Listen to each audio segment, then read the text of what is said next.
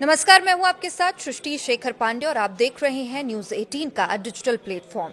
1 फरवरी यानी बजट का दिन, लेकिन इस बार केंद्रीय कर्मचारियों के लिए असली खबर बजट स्पीच से पहले तय हो जाएगी।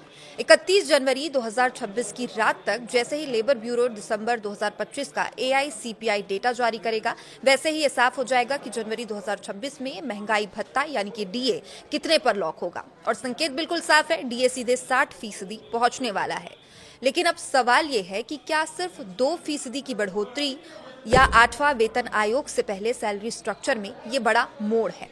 तो जवाब भी सुन लीजिए, क्योंकि हर बार बजट से ठीक पहले एक शाम पहले सैलरी स्ट्रक्चर की दिशा तय करने वाला ये नंबर जारी होता है। डीए सिर्फ महंगाई की भरपाई नहीं, ये बेसिक पे है, पेंशन और 8वें वेतन आयोग से सीधा जुड़ा हुआ है। जनवरी 2026 का डीए ट्रांजिशन पॉइंट माना जा रहा है। अब सवाल ये उठता है कि क्या 2% की बढ़ोतरी वाकई कर्मचारियों के लिए गुड न्यूज़ है? तो इसका जवाब है हाँ, क्योंकि इसका असर सीधे सैलरी तक नहीं सीमित है। हर 1% डीए यानी कि हजारों रुपए सालाना आपके बढ़ेंगे।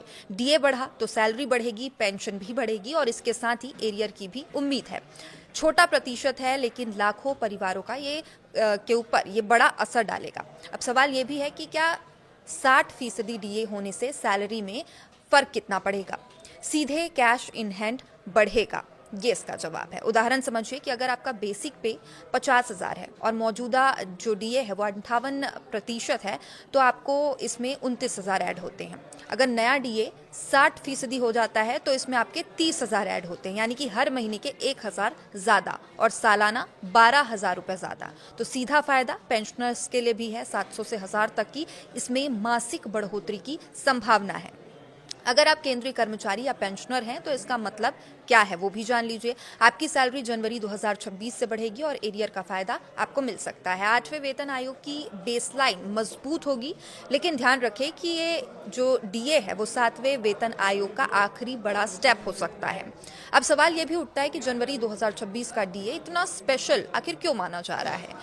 तो क्योंकि इसके बाद डीए रीसेट हो सकता है। 8वें वेतन आयोग लागू होते ही डीए फिर से 0 से गिना जाएगा और यानी जनवरी 2026 का डीए 7 सीपीसी सिस्टम का अंतिम बड़ा डीए रहेगा। और यही वजह है कि 60% का आंकड़ा ऐतिहासिक माना जा रहा है। अब सवाल है कि क्या 8वां वेतन आयोग डीए को प्रभावित करेगा?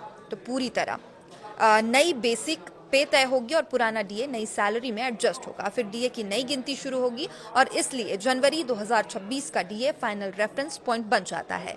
1 जनवरी 2026 से कर्मचारियों का महंगाई भत्ता 60% पर कैलकुलेट होगा और हालांकि इसका ऐलान अभी नहीं हुआ है, ऐलान होने में मार्च तक का समय लग सकता है। आमतौर पर सरकार होली के आसपास कर्मचारियों को ये तोहफा देती है और उसके बाद नोटिफाई होता है, तब ये आपकी सैलरी में जुड़कर आता है।